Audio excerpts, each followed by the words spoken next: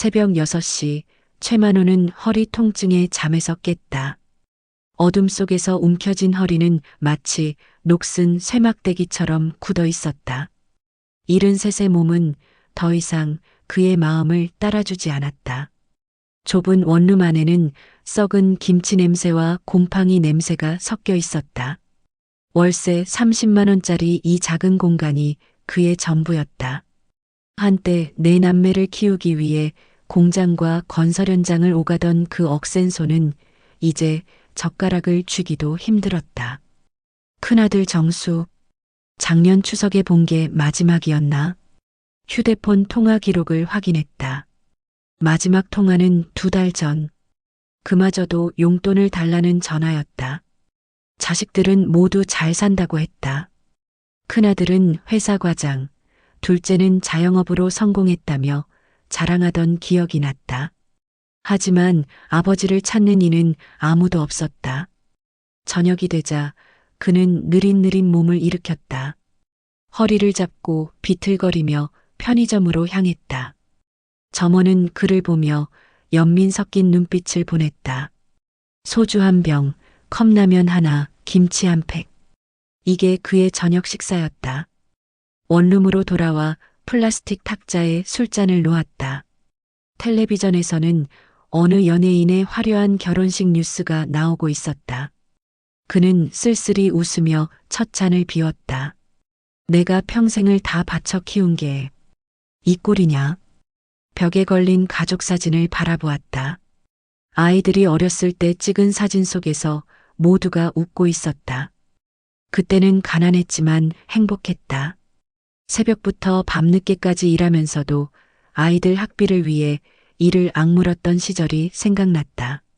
아빠가 돈 벌어올 테니까 너희는 공부만 열심히 해라.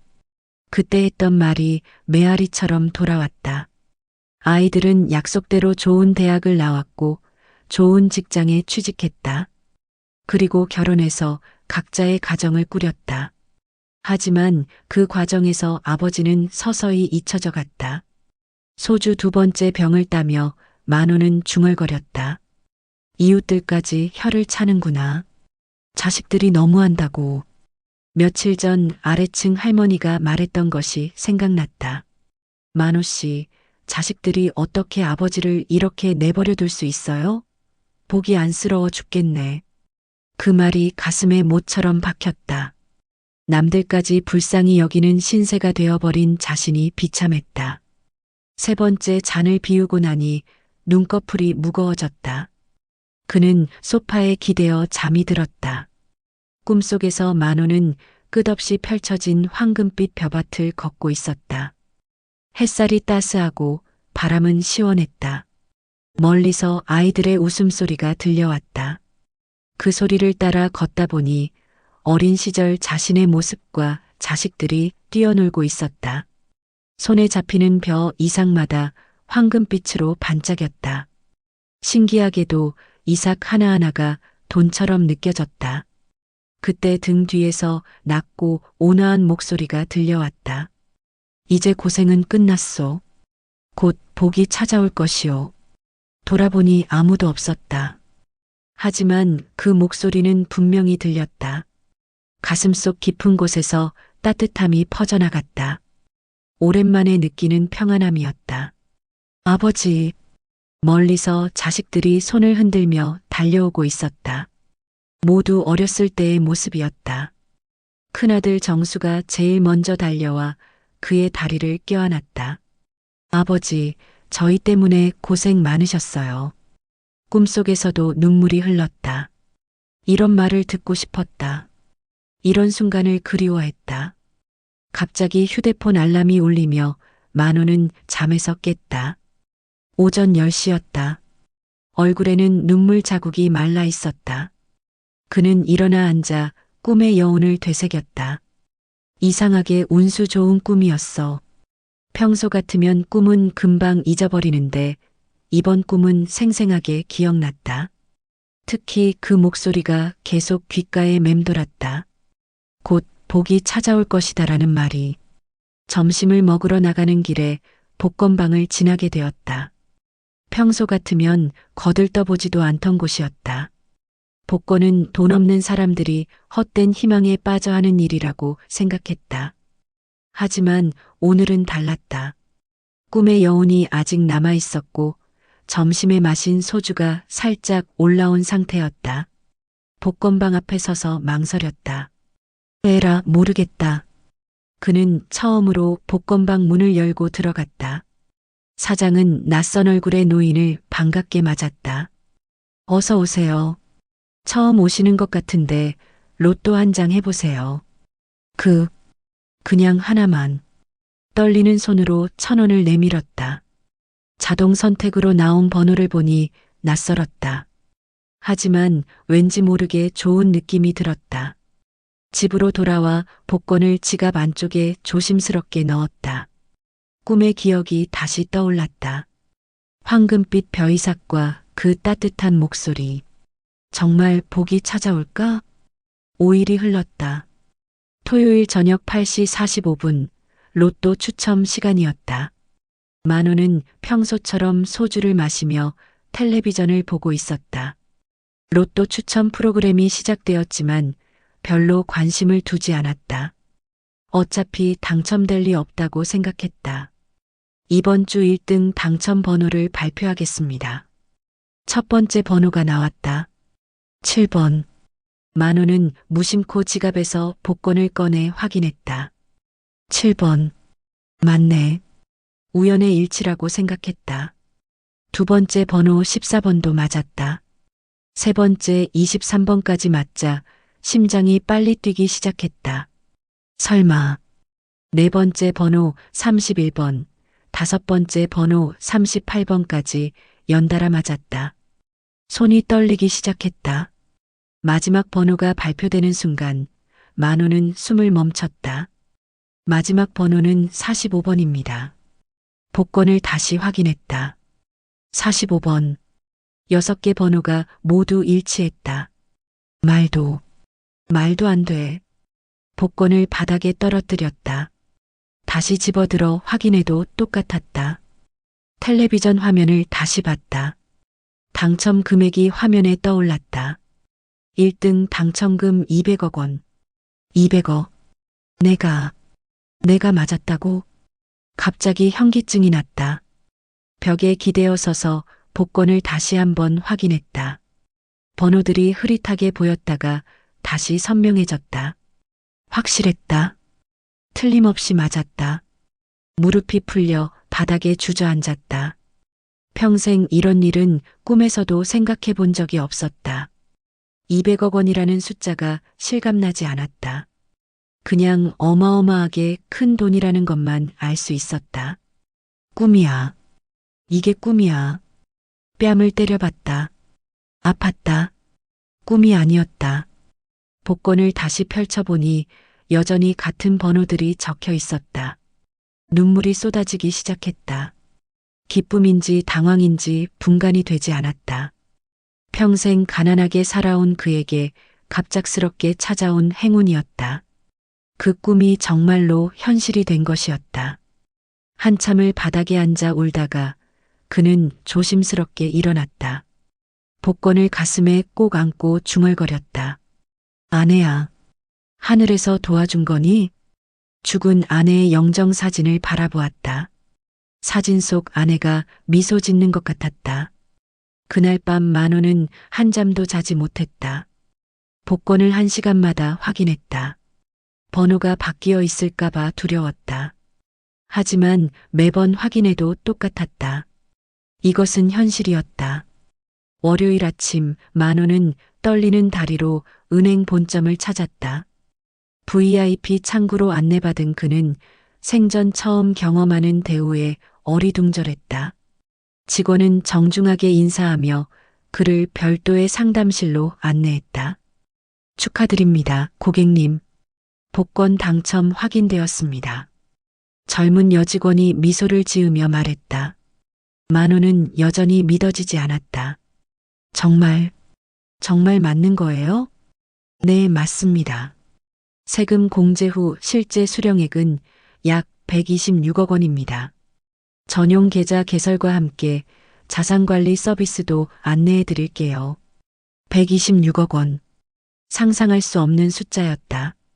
그는 멍하게 고개를 끄덕였다. 어떻게 입금해 드릴까요? 한 번에 전액을 입금하시거나 분할해서 관리하실 수도 있습니다.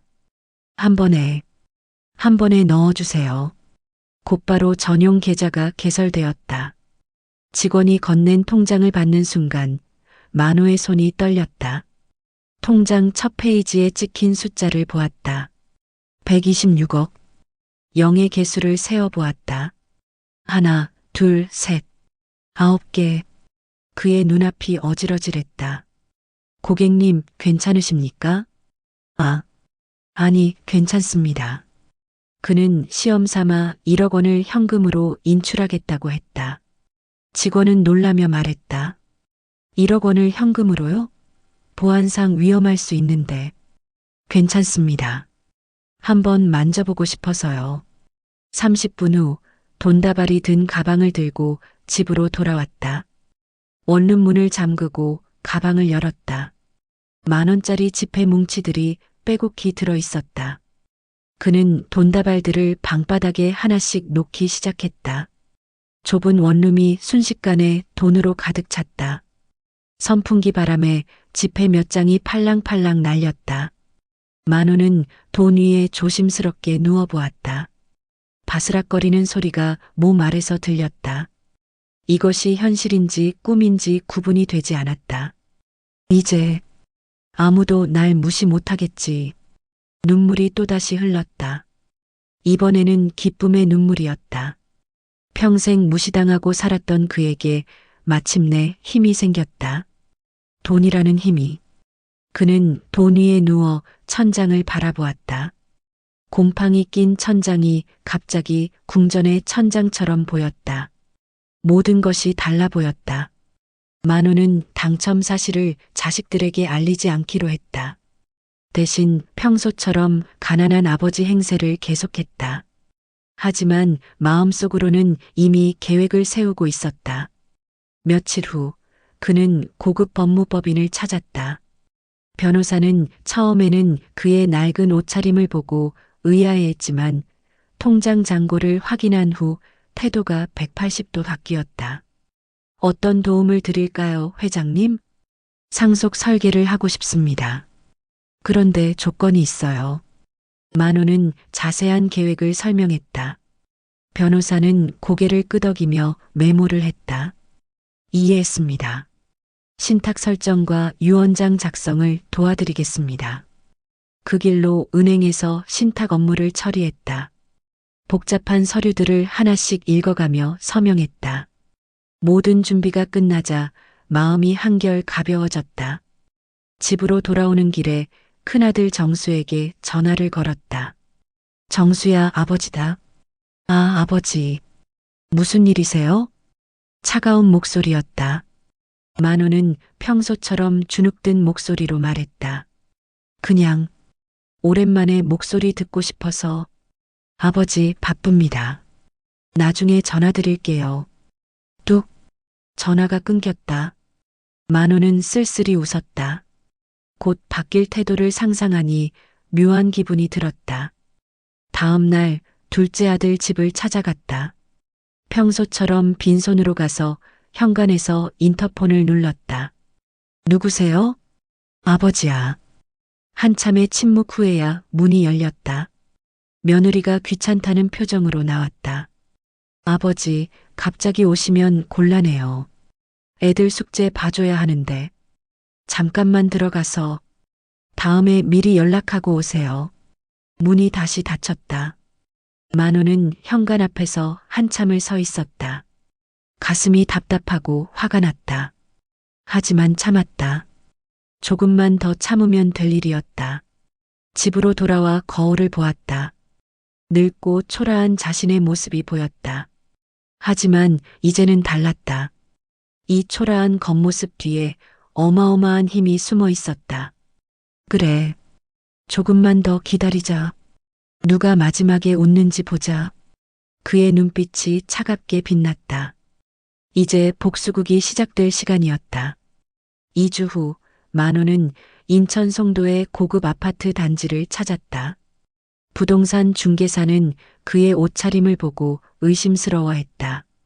이 아파트는 15억입니다. 대출 알아보시겠어요? 현금으로 사겠습니다. 중개사의 눈이 휘둥그레졌다. 하루 만에 모든 계약이 완료되었다. 30평짜리 신축 아파트가 그의 소유가 되었다. 이어서 인테리어 업체를 불렀다. 5억 원을 들여 최고급 자재로 모든 것을 새로 꾸몄다. 이탈리아산 대리석, 독일산 가전제품, 스위스 명품 가구들로 집안을 가득 채웠다. 아저씨, 정말 대단하세요. 이렇게 멋진 집은 처음 봐요. 인테리어 기사가 감탄하며 말했다. 만호는 뿌듯하게 웃었다. 마지막으로 자동차 딜러샵을 찾았다. 벤츠 S클래스 마이바흐를 보는 순간 마음이 정해졌다. 이걸로 하겠습니다. 현금이세요? 할부세요? 현금입니다. 2억 5천만 원짜리 자동차도 현금으로 구매했다. 딜러는 최고급 서비스로 모든 것을 처리해 주었다. 새 집, 새 차를 갖게 된 만호는 완전히 다른 사람이 된 기분이었다. 거울을 보니 같은 얼굴이지만 뭔가 달라 보였다. 자신감이 생겼고 당당해졌다. 하지만 밤이 되면 여전히 외로웠다. 넓은 집에 혼자 앉아 술을 마시며 죽은 아내를 그리워했다. 여보, 이제 좋은 데서 살고 있어. 당신이 보고 싶어.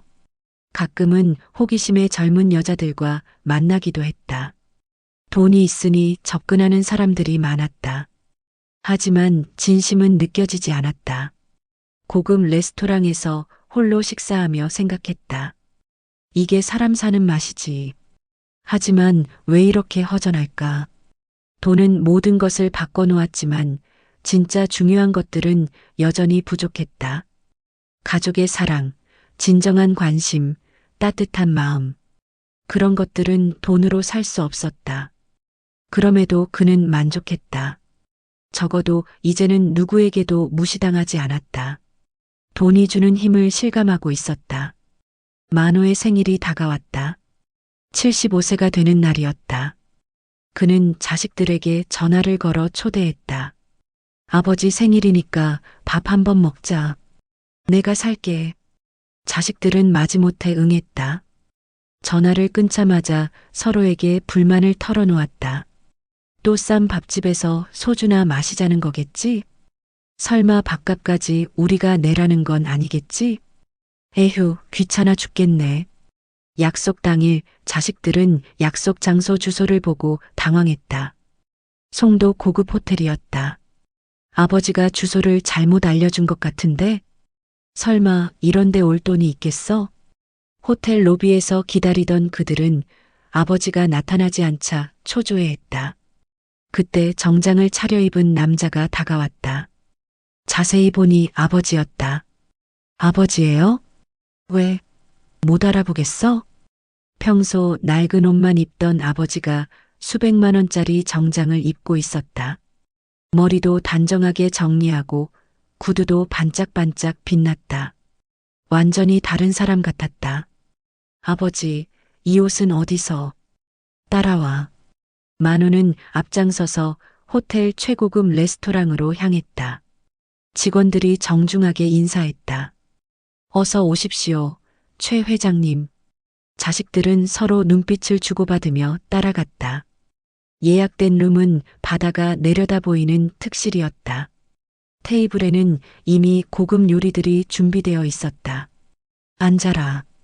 자식들은 어리둥절한 채로 자리에 앉았다. 평생 이런 곳에 와본 적이 없었다. 아버지는 침착하게 와인을 따르며 말했다. 오늘은 특별한 날이다. 마음껏 먹어라. 그들은 조심스럽게 음식을 맛보기 시작했다. 모든 것이 고급스럽고 맛있었다. 하지만 궁금함이 더 컸다. 아버지, 이 돈은 어디서? 만호가 손을 들어 말을 막았다. 나중에 얘기하자. 오늘은 그냥 즐겨라. 식사 시간 내내 어색한 침묵이 흘렀다. 자식들은 서로 시선을 주고받으며 아버지의 변화를 관찰했다. 분명히 뭔가 일어난 것이 틀림없었다. 식사가 끝나갈 무렵 만호가 입을 열었다. 사실을 말하자면 나는 오랫동안 돈을 모아왔다. 자식들이 숨을 멈췄다.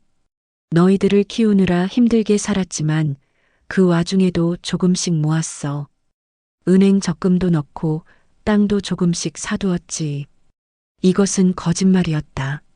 로또 당첨 사실을 숨기고 싶었다. 얼마나 모으셨는데요? 큰아들이 조심스럽게 물었다. 지금 내 재산이 100억 정도 된다. 자식들의 얼굴이 하얗게 질렸다. 100억이라는 숫자가 믿어지지 않았다. 100억이요? 아버지가? 그래. 너희들에게 물려주려고 평생 모았다. 만호는 잠시 침묵했다가 차갑게 덧붙였다. 하지만 그동안 너희들이 나를 어떻게 대했는지 나는 똑똑히 기억한다. 전화 한 통 없이 지낸 날들, 찾아가도 문전박대당한 일들, 다 기억한다. 자식들의 얼굴이 붉어졌다. 할 말이 없었다. 오늘은 아버지로서 마지막으로 베푸는 자리다. 마음껏 먹고 가거라. 만호는 자리에서 일어났다. 아버지, 잠깐만요. 우리가 잘못했어요. 앞으로는 늦었다. 만호는 돌아보지도 않고 레스토랑을 나갔다. 남겨진 자식들은 어안이 벙벙한 채 서로를 바라보았다. 100억? 정말일까? 아버지가 거짓말할 이유는 없잖아. 그럼 우리가 완전히 실수한 거야? 그들은 식은 음식 앞에서 후회와 계산이 뒤섞인 복잡한 감정에 휩싸였다. 아버지의 차갑던 눈빛이 계속 떠올랐다. 식사 후 자식들은 급히 모여 회의를 했다. 맏아들 정수가 먼저 입을 열었다. 아버지 말이 사실이라면 우리가 너무 심했어. 그러게. 100억이면 어마어마한 돈인데. 둘째 아들이 한숨을 쉬었다. 지금이라도 잘하면 우리에게 물려주실 거야. 셋째 딸이 조심스럽게 말했다. 그럼 우리 모두 힘을 합쳐서 아버지께 잘해드리자. 예전의 잘못을 만회하는 거야. 넷째 아들도 동의했다. 맞아. 이제라도 효도하자. 그날부터 자식들의 태도가 180도 바뀌었다. 매일 안부 전화를 하고 일주일에 한 번씩 찾아오기 시작했다. 비싼 선물들을 사들고 와서는 건강을 챙기는 척했다. 아버지, 몸 괜찮으세요? 이거 좋다고 해서 사왔어요. 드셔보세요. 병원 검진 받으셔야죠. 제가 예약해 드릴게요. 만호는 이 모든 변화를 지켜보며 속으로 씁쓸하게 웃었다. 30년 동안 받고 싶었던 관심과 사랑이 갑자기 쏟아졌다. 하지만 그 이유를 너무나 잘 알고 있었다. 돈이 사람을 바꾸는구나. 하지만 결국은 또 서로 물어뜯을 테지. 큰아들이 가장 적극적이었다. 매주 고급 음식점으로 모시고 건강 보조식품을 사다 바치며 극진히 모셨다. 아버지, 그동안 정말 죄송했습니다. 앞으로는 제가 제대로 모시겠습니다. 만호는 겉으로는 기뻐하는 척했지만 속으로는 차갑게 관찰했다. 진정성 없는 관심, 계산된 효도, 유산을 노린 가식, 모든 것이 훤히 보였다. 몇 달이 지나자 자식들 사이에서 미묘한 경쟁이 시작되었다. 누가 더 자주 찾아오는지, 누가 더 비싼 선물을 사오는지 서로 견제하기 시작했다. 만호는 이 모든 상황을 즐겼다. 오랜 무시와 냉대에 대한 복수가 서서히 이루어지고 있었다. 하지만 마음 한편으로는 공허함도 느꼈다. 이게 내가 원했던 사랑일까? 3년이 흘렀다. 만호는 78세가 되었고 자식들의 가식적인 관심은 절정에 달했다. 그는 마침내 결정적인 한 수를 두기로 했다. 가족 모임을 소집했다. 송도 아파트로 자식들과 며느리, 사위들까지 모두 불렀다. 거실은 사람들로 가득 찼다. 오늘 너희들을 부른 이유가 있다. 모두가 숨을 죽이고 기다렸다. 내 나이가 이제 많다. 재산을 정리할 때가 됐어. 자식들의 눈빛이 번뜩였다. 내 재산의 절반 50억 원을 너희들에게 나눠주겠다. 말이 떨어지자마자 자식들의 표정이 달라졌다. 기쁨보다는 계산하는 눈빛이 먼저 나타났다. 50억을 4명이 나누면 한 명당 12억 5천만 원씩이네. 그런데 누가 얼마나 받는 거지? 큰아들이 먼저 나섰다. 저는 맞으니까 조금 더 받아야죠. 둘째가 반발했다. 왜 형만 더 받아야 해? 나도 아버지 모시느라 고생했는데. 셋째 딸이 끼어들었다. 오빠들은 그래도 아들이잖아요. 저는 딸이라고 차별받을 건가요? 넷째까지 가세했다. 나는 막내라고 무시당할 순 없어요. 거실이 순식간에 아수라장이 되었다. 형제들이 서로 소리를 지르며 다퉜다. 며느리와 사위들까지 가세해서 더욱 시끄러워졌다. 우리가 제일 많이 모셨어. 무슨 소리야? 우리가 더 자주 왔는데.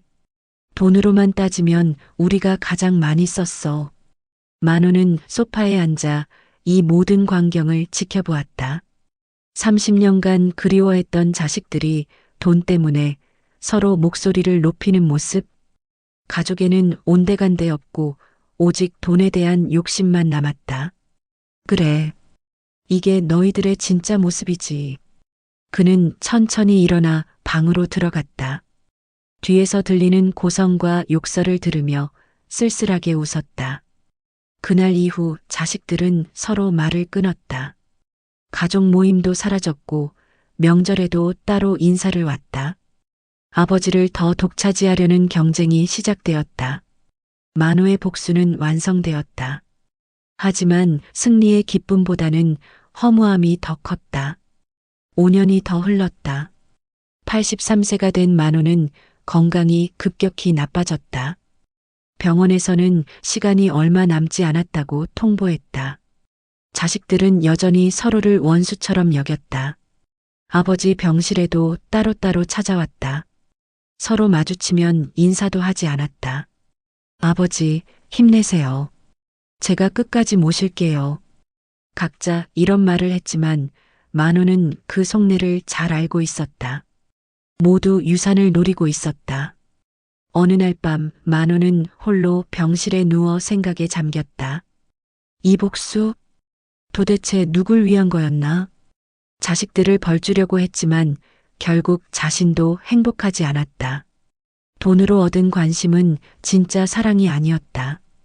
복수는 성공했지만 가족은 완전히 파괴되었다. 그는 변호사를 불러 새로운 유언장을 작성했다. 남은 재산 80억 원 중 절반인 40억 원은 사회복지단체와 가난한 이웃들을 위해 기부하겠습니다. 변호사가 놀라며 물었다. 나머지 40억은 어떻게 하시겠습니까? 자식들이 아닌 손주들에게 공평하게 나누어 주세요. 단 조건이 있습니다. 성인이 되어 스스로 생활할 수 있을 때까지는 신탁으로 관리하고 교육비와 생활비만 지원하세요. 자제분들에게는 아무것도 없습니다. 그들은 이미 충분히 받았어요. 유언장 작성을 마친 며칠 후 만호는 조용히 눈을 감았다. 마지막 순간까지 그의 곁에 있던 것은 돈이 아닌 병원 간호사들의 따뜻한 손길이었다. 장례식장에서 유언장이 공개되었다. 자식들은 믿을 수 없다는 표정으로 변호사를 바라보았다. 이건 말이 안 돼요. 우리가 아버지를 그렇게 모셨는데. 유언장을 다시 확인해 주세요. 하지만 법적으로 유효한 유언장이었다. 자식들은 한 푼도 받을 수 없었다. 그제야 그들은 깨달았다.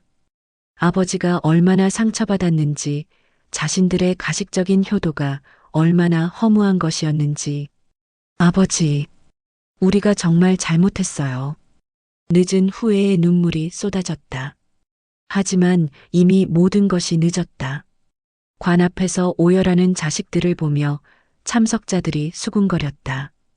평생 자식들을 위해 희생하신 분이셨는데 돈이 사람을 이렇게 바꾸는구나. 진짜 소중한 건 돈이 아니라 마음인데. 최만호의 관이 화장장으로 향할 때 하늘에서 눈이 내리기 시작했다. 그의 삶이 남긴 교훈처럼 그 눈은 모든 것을 하얗게 덮어가고 있었다.